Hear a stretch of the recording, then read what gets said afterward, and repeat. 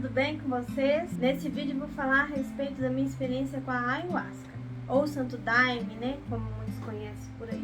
Para quem não sabe, a ayahuasca é uma bebida alucinógena e ela acessa o nosso subconsciente. Existem adeptos deste ritual no mundo inteiro, ela é muito utilizada na Amazônia, né, pelos índios. Então, chegando lá, é um sítio, né, próximo à minha cidade. A gente é separado, homem e mulher, a gente senta, aguarda o início do ritual, faz prece, meditações e se prepara.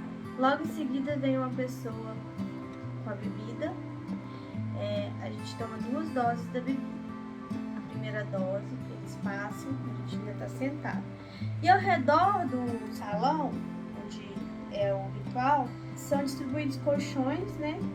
Na época que eu fui fazer, estava muito frio, então tinha um colchãozinho, tinha um cobertor, um travesseirinho e um saquinho do lado. Daqui a pouco eu explico por que o saquinho, né?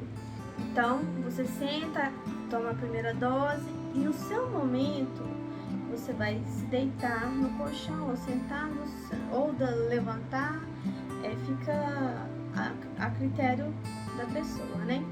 Enquanto isso, vão tocando músicas xamânicas para favorecer a você entrar em meditação, né?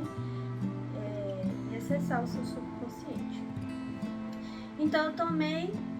No início, eu fiquei quietinha lá, não senti nada. Aí as pessoas começaram a sair, como era a primeira vez que eu estava participando, né? Eu estava um pouco perdida. Vi que as pessoas foram dos colchões, então eu explodi um colchão pertinho da janela e deitei no colchão. Aliás, sentei. Antes de eu passar mal, eu senti uma vontade muito grande de chorar.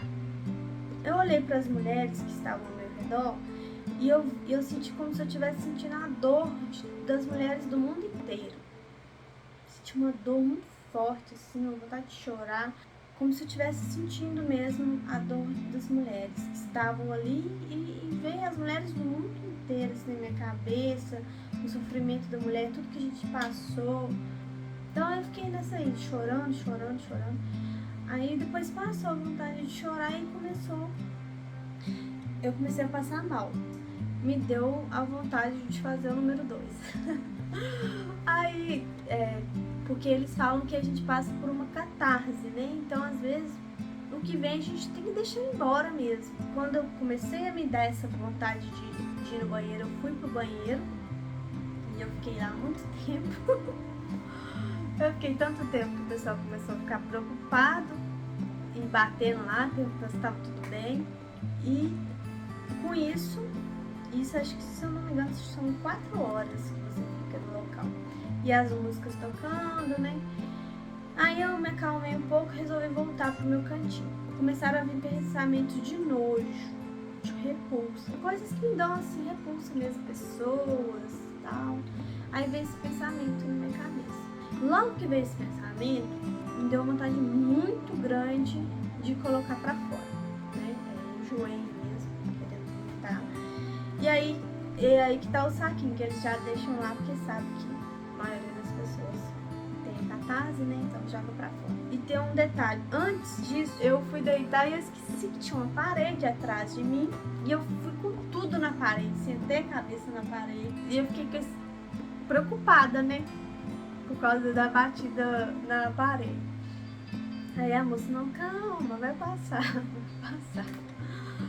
Aí beleza, aí depois que eu coloquei pra fora, que eu vomitei, né, eu deitei, tava muito fraca, aí que começaram a vir as alucinações, né? Aí primeiro veio essas coisas que me davam nojo, depois veio uma outra coisa, como se eu tivesse retornado aos meus 5 anos de idade.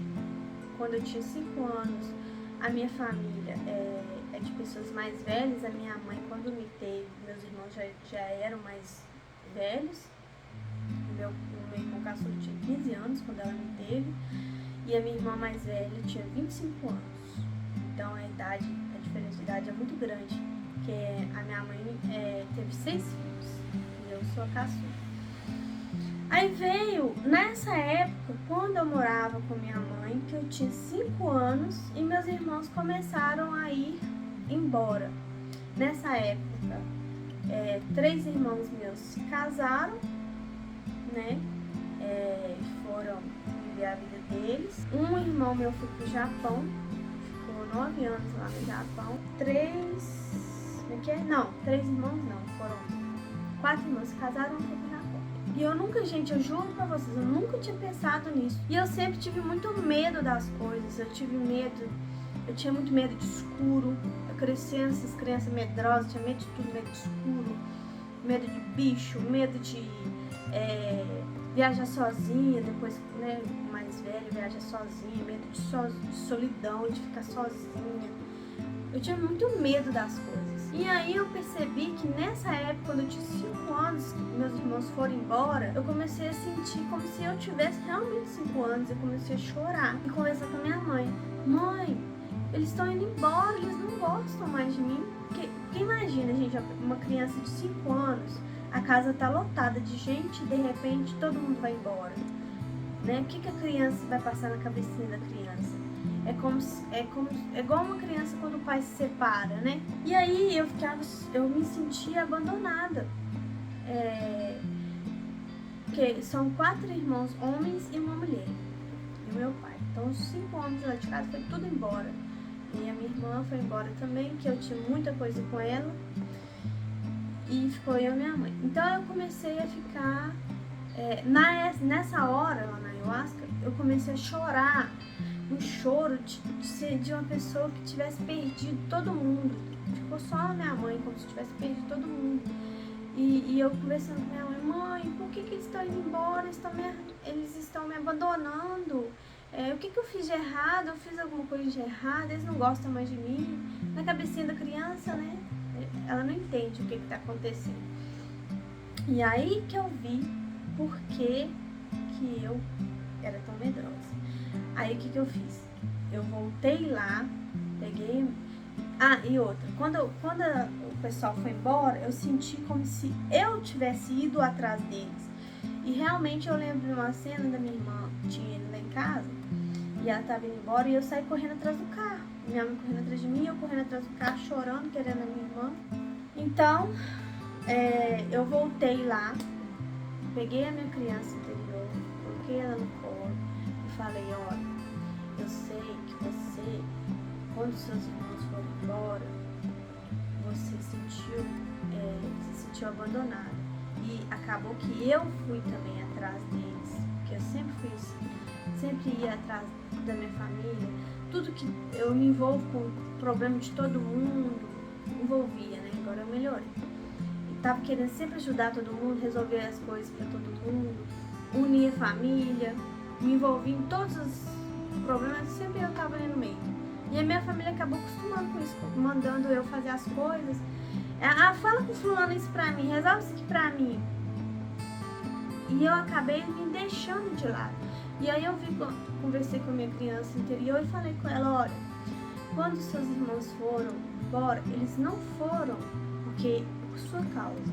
Eles foram viver a vidinha deles, porque eles já estavam na hora de sair de casa. Você não tem nada a ver com isso. E acabou que eu fui atrás. Mas agora, neste momento, eu estou retornando para você. E eu nunca mais vou te deixar sozinha. Nunca mais vou te abandonar. Você pode ter certeza disso. Eu estarei sempre do seu lado. Não precisa mais ter esse medo de solidão, esse medo. Porque eu nunca mais vou te abandonar. Eu vou estar sempre do seu lado. E aí eu abracei minha criança interior. Chorei muito mesmo, fiquei muito emocionada nessa hora. E depois disso, aí eu retornei, né? Eu me senti tão aliviada, tão assim, como se tivesse tirado um peso das minhas costas. E aí eu já me vi numa montanha. E nessa montanha, eu estava muito bonita, assim, com um vestido branco, dançando. E aí veio a minha filha. Minha filha chegou próximo a mim e do lado dela tinha um tigre gigante. E eu olhei assim e eu vi o tigre correndo Aí minha filha acenou, tipo assim, tô aqui, mãe. Aí veio um tigre correndo assim, eu achei que ele ia me atacar. Quando ele veio, ele entrou dentro de mim. Ele veio, pulou assim, entrou dentro de mim. Aí eu senti um negócio assim, sabe? Nas minhas alucinações lá. Aí eu senti uma força, assim, como se eu fosse aquele tigre. Uma força enorme. E aí eu me senti poderosa. E nessa hora eu falei assim, não, agora eu estou bem. Eu estou poderosa. Eu não sinto mais esse medo de solidão, esse medo de nada.